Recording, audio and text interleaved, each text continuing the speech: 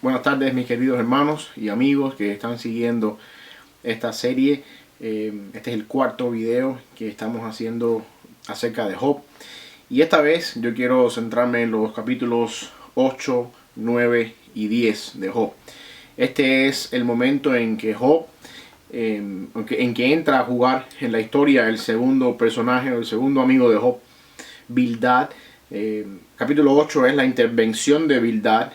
El capítulo 9 es la respuesta de Job a su amigo. Y el capítulo 10 es una oración que Job clama a Dios a raíz de la conversación entre Bildad entre Job y su amigo Bildad. Que me gustaría leer para comenzar este tiempo de hoy. Capítulo 10, los versículos desde el 1 hasta el versículo 7. La razón por la que quiero leer estos versículos del 10 del 1 al 7 es porque en estos versículos vuelve otra vez Job a salir con la pregunta que ha estado llevando nuestra serie desde el primer día. ¿Por qué sufren los justos? Y aquí uno puede ver de cierta manera esta pregunta otra vez en Job. Dice la Biblia ahí, Job capítulo 10, versículos del 1 al 7, dicen de la siguiente manera: Está mi alma hastiada de mi vida. Daré libre curso a mi queja. Hablaré con amargura de mi alma. Diré a Dios, no me condenes. Hazme entender por qué contiendes conmigo. ¿Te parece bien que oprimas, que deseches la obra de tus manos y que favorezcas los designios de los impíos? ¿Tienes tú acaso ojos de carne? ¿Ves tú como ve el hombre? ¿Son tus días como los días del hombre o tus años como los tiempos humanos, para que inquieras mi iniquidad y busques mi pecado? Aunque tú sabes que no soy impío y que no hay quien de tu mano me libre. Ese es Job capítulo 10, versos del 1 al 7, y específicamente en ese versículo 2, otra vez sale a relucir la pregunta que está guiando nuestra serie: ¿por qué sufren los justos? En el capítulo anterior, el capítulo 7, que es el capítulo con el que concluimos la semana anterior, Job termina su intervención con una oración a Dios, y parece ser que ante la incapacidad de Elifaz, el primer amigo de Job, de proveer una respuesta adecuada a Job en lo que está pasando Job con su vida, Job entonces acude a una oración al Señor, y ese clamor del capítulo 7 de Job hacia Dios, ese clamor es lo que da entrada y le da el pie a que entonces Bildad comience a hacer su intervención en el capítulo 8. A diferencia de Elifaz, Bildad no comienza su intervención de manera cortés. Bildad es un poco más áspero con su amigo en la manera en que comienza su discurso. Si tú no vas al capítulo 8, al versículo 1, uno se va a dar cuenta que Bildad, a través de unas preguntas retóricas, comienza de una manera diferente a como comenzó Elifaz. ¿Hasta cuándo hablarás tales cosas y las palabras de tu boca serán como viento impetuoso? Así empieza Bildad a hablar, haciendo una comparación de que tus palabras son como una bolsa de aire. Dentro de la bolsa de aire no hay nada más que aire, es un vacío. Así compara Bildad, las palabras con las que Job habla hacia Dios en el capítulo 7, y de esa manera Elifaz o Bildad viene a hacer su intervención en esta parte del capítulo. Bildad es un moralista. Eso lo podemos ver cuando vemos su intervención en el capítulo 8. Es una persona moralista, su pensamiento es superficial, al mismo tiempo es organizado el pensamiento, pero es un pensamiento superficial, y su teología es simple, porque todo el argumento que Bildad presenta a su amigo Job está centrado básicamente en la diferencia que existe entre el hombre bueno y el hombre impío, con la única diferencia de que el hombre impío, en el caso de que Bildad está hablando, no es un hombre impío visiblemente, sino que es un hombre que hace cosas impías a escondidas, insinuando de que todo lo que Job vivía antes de caer en desgracia había sido una fachada, porque en realidad Job era una persona impía, aunque su pecado o su impiedad no era visible. Y entonces, para Bildad no existe la posibilidad de un arrepentimiento, y no existe la posibilidad de que Dios restaure otra vez a Job lo que Job había perdido, porque una persona moralista, como en el caso de Bildad, solamente ve que el bien es la retribución de las cosas buenas que uno hace, y el mal es la retribución del pecado que uno hace. Y en esa teología moralista no cabe o no hay capacidad para un arrepentimiento o para una restauración a través de un arrepentimiento. O sea, Bildad argumenta su tesis también con la premisa de que cuando los seres humanos pretenden sugerir que las cosas no son como él está diciendo, entonces lo que se pone en tela de juicio es la justicia de Dios. Y según Bildad, eso es lo que Job estaba haciendo en el capítulo 7. Por lo tanto, la intervención de Bildad en el capítulo 8 puede ser resumida de la siguiente manera. Estás hablando cosas, Job, que no tienen ningún fundamento. La prosperidad no es la consecuencia del perdón de pecados, sino la consecuencia de una vida recta delante de Dios. Con una serie de preguntas retóricas, centra su argumento básicamente en el versículo 3 del capítulo 8, cuando le dice a Job: ¿acaso torcerá Dios el derecho o pervertirá el Todopoderoso su justicia? Ahí está el argumento de Bildad. Dios es justo. El justo recibe una retribución por su justicia. La persona malvada recibe una retribución también por su pecado. Y eso es lo que está pasando contigo. Ese es el argumento de Bildad. Básicamente es en el versículo 3 del capítulo 8. La idea de los versículos 5 y 6 son más bien una advertencia a Job, diciéndole a Job: Job, esto es lo que hubiera pasado si tú no hubieras hecho lo que hiciste. No es necesariamente una exhortación al arrepentimiento. La razón por esto es porque en una teología moralista no cabe la posibilidad de un arrepentimiento y que después del arrepentimiento entonces venga una restauración a una condición anterior a como estaba Job. Eso no cabe dentro de una teología moralista. Bildad también, al igual que Elifaz en la primera intervención de su amigo, centra entonces su argumento y viene a decir que su argumento está basado básicamente en la tradición. Y eso es lo que uno puede ver en los versos que siguen, específicamente en el verso 9, 8 y 9. Lo que está diciendo Bildad aquí es: lo que te estoy diciendo, Job, yo te lo puedo probar por la tradición, te lo puedo probar a través de la historia. Siempre esto ha sido así. Pregunta en las generaciones pasadas, investiga en la historia y te vas a dar cuenta de que el bien es retribución a la justicia o a la integridad de los seres humanos, y el mal es retribución al pecado y a la maldad de los seres humanos. Y esto es la forma en que él prueba su argumento. Y al final los versículos del 11 al 19 del capítulo 8 apoyan la tesis de la que Bildad se aguanta en los versículos 4 al 7, de que Dios paga con calamidad a los que se olvidan de él. Termina también Bildad su intervención en los versículos 20 al 22 del capítulo 8, dando una conclusión de su análisis en los versos 11 al 19. Entonces, esta es a grandes rasgos la intervención de Bildad.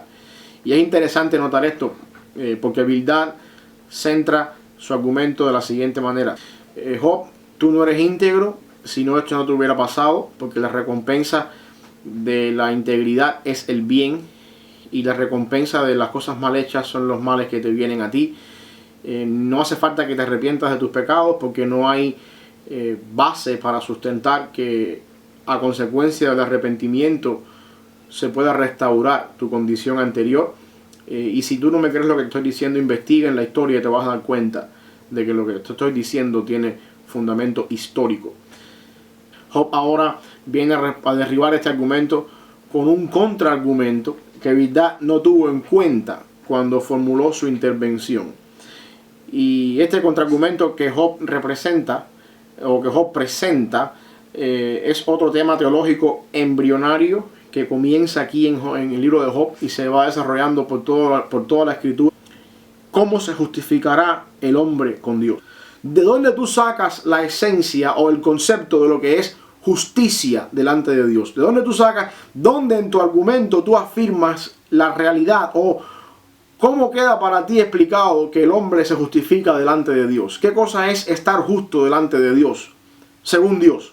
Y esto, por supuesto, destruye por completo el argumento de Bildad. Todo el capítulo 9 es el desempaquetamiento de este argumento.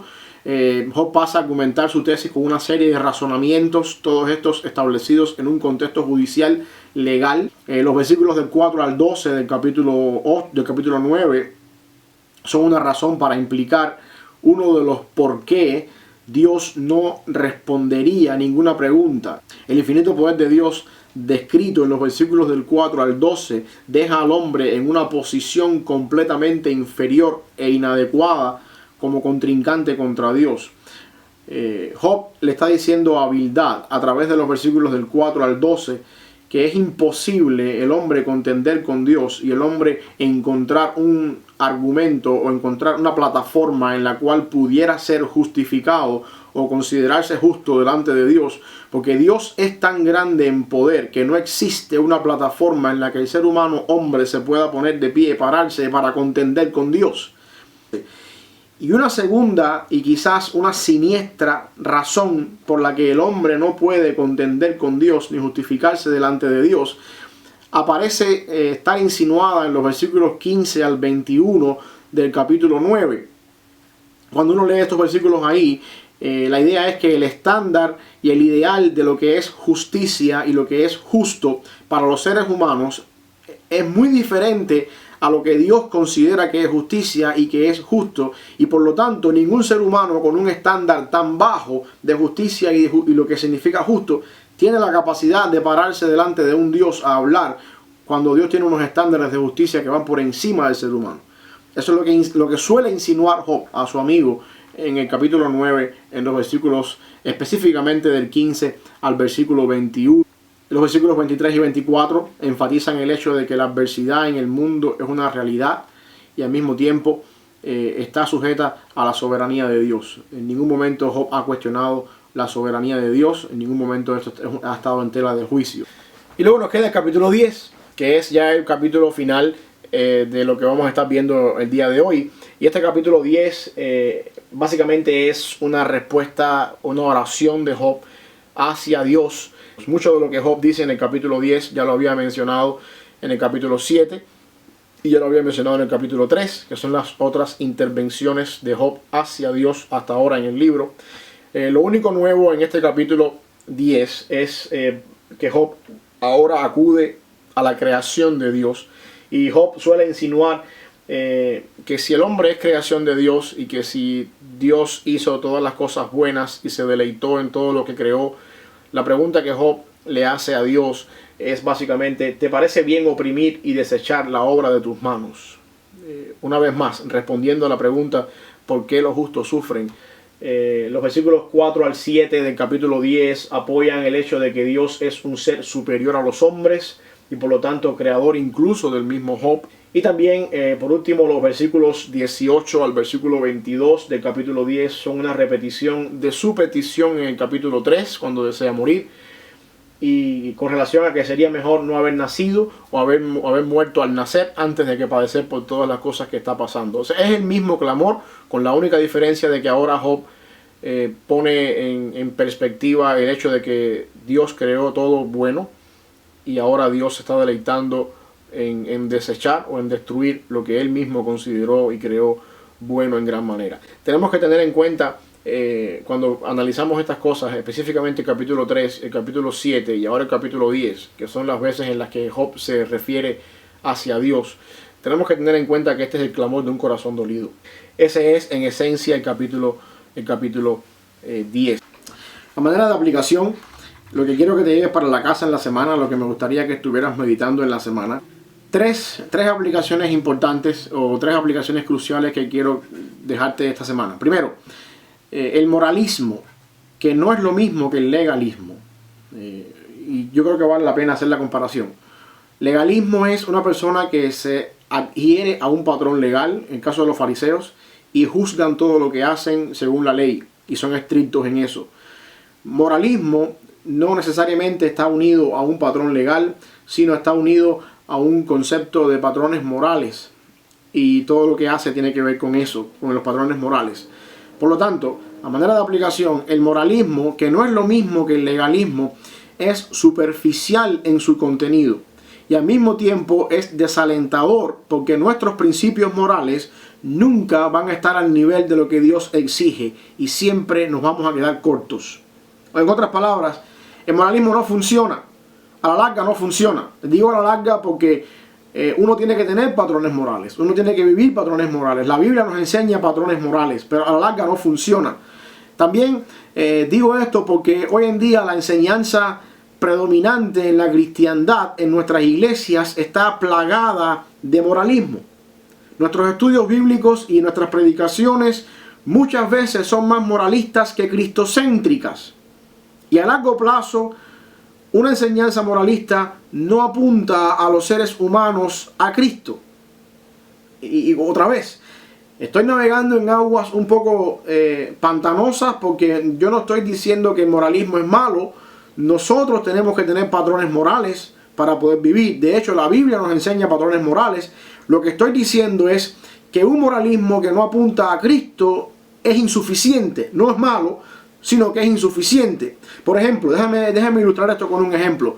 Cuando usted agarra el pasaje en 2 de Samuel capítulo 11, que es el pasaje de David y Betsabé, todos ustedes saben la historia, y uno aplica este pasaje enseñando que el adulterio es malo, enseñando las consecuencias del adulterio, enseñando lo que pasa en el adulterio, y termina su enseñanza ahí, sin apuntar, por ejemplo, a Jesucristo, o sin decir, por ejemplo, que el pasaje de 2 de Samuel capítulo 11 está puesto en la Biblia para que nosotros, del lado acá de la historia, entendamos que el rey perfecto en la revelación bíblica no es David, sino que Jesucristo, que la imperfección de un rey como David apunta entonces a que en algún momento de la historia vendría un rey perfecto que sí no cometió pecado, que es Cristo. Si nosotros nos quedamos nada más hasta el patrón de las consecuencias del adulterio, del problema con el adulterio, y no apuntamos a Jesucristo, de alguna manera estamos haciendo la enseñanza bíblica insuficiente en ese sentido, y solamente nos estamos quedando en el patrón moral. Y eso sí es un problema. Estamos dejando a una audiencia con una enseñanza moralista e insuficiente a largo plazo para batallar con los pecados de la vida. El moralismo entonces no es malo, sino que es insuficiente. Quiere decir que el moralismo de alguna forma u otra provee un principio bíblico, pero no te provee la razón detrás del principio bíblico. Y ahí es donde digo que es insuficiente. ¿Por qué razón? Porque si nos quedamos otra vez con el pasaje de 2 de Samuel capítulo 11 y vamos a ver qué es lo que nos enseña ahí el pasaje. Bueno, el adulterio es malo. En el capítulo 11 en ningún momento encontramos la respuesta a por qué el adulterio es malo. A menos que vayamos a Jesucristo entonces y veamos en Cristo que somos hechos nueva criatura, que Cristo nos ha hecho nuevo, ha hecho todas las cosas nuevas en nosotros y que somos creados en Cristo para buenas obras. A menos que vayamos a Cristo entonces nos vamos a dar cuenta del por qué el adulterio es malo. La segunda aplicación con la que quiero dejarte para la semana está basada en el capítulo 9, que es la respuesta que Job le da a su amigo Bildad, y es que el mayor problema del ser humano es su condición legal de justo delante de Dios. El mayor problema del ser humano es la condición legal de justo delante de Dios. Este fue el contraargumento con el que Job destruyó el moralismo de Bildad. Y la pregunta es cómo un Dios justo puede exonerar mis pecados sin dejar de ser justo. Y aquí es donde la obra de Cristo juega un papel crucial. ¿Por qué razón? La única manera en la que la justicia de Dios no se compromete en hacer justo al ser humano pecador es cargando Dios en sí mismo el pecado. Y eso fue lo que hizo Cristo en la cruz. Por eso es que cuando Jesús fue interrogado por Pilato en el libro de Juan, en el Evangelio de Juan capítulo 19, versículo 11, Jesús le dice a Pilato: tú no tienes ninguna autoridad sobre mí sino la que el Padre te ha dado, o la que te ha sido dado de arriba. Porque lo que está queriendo decir Cristo con todo esto es que en todo el proceso judicial de Jesucristo, en toda la obra redentora de Cristo en la cruz y en todo lo que Cristo ha hecho en la cruz, está el proceso divino. Porque la única forma de lidiar con el pecado del ser humano, la única forma de hacerte justo a ti, hacerme justo a mí, delante de Dios, que es un Dios justo, con estándares de justicia más altos que los nuestros, sin comprometer su justicia, es cargando Él en sí mismo el pecado del ser humano. Y eso es lo que Dios está haciendo en Cristo. Por eso Cristo le dice a Pilato: tú no tienes aquí ninguna autoridad sobre mí, sino la que Dios te permite tener sobre mí, porque hay un plan más grande todavía que tú no entiendes, del cual tú, Pilato, estás siendo un instrumento para el beneficio de la humanidad. El mayor problema que los seres humanos tenemos con Dios es nuestro pecado. A Cristo lo llevó a la cruz Dios el Padre por amor a este mundo, según Juan 3:16, porque esta es la única manera de resolver el problema de tus pecados y hacerte justo delante de Dios sin comprometer la justicia divina.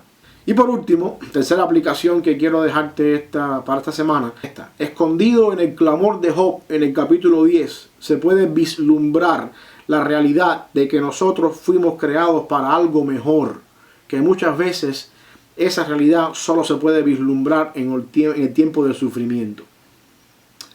Por lo tanto, cuando Dios te haga pasar por el valle de sombra de muerte, no desperdicies ese tiempo. Aprovéchalo para aprender posiblemente las lecciones más valiosas de tu vida, que a veces no vas a aprender, o que posiblemente no vas a aprender en ninguna otra circunstancia de tu vida que no sea el sufrimiento. Así que, una vez más, gracias por esta oportunidad de poder estar con ustedes. Que Dios te bendiga, que Él siga usando este tiempo para fortalecer tu fe, para que tú puedas acercarte más a Él en este tiempo difícil. Mi oración es que cada una de estas series, cada uno de estos videos sirva para la edificación de tu vida espiritual, para tu fortalecimiento espiritual y para que de alguna manera puedas conocer mejor al Señor. Que el Señor te bendiga.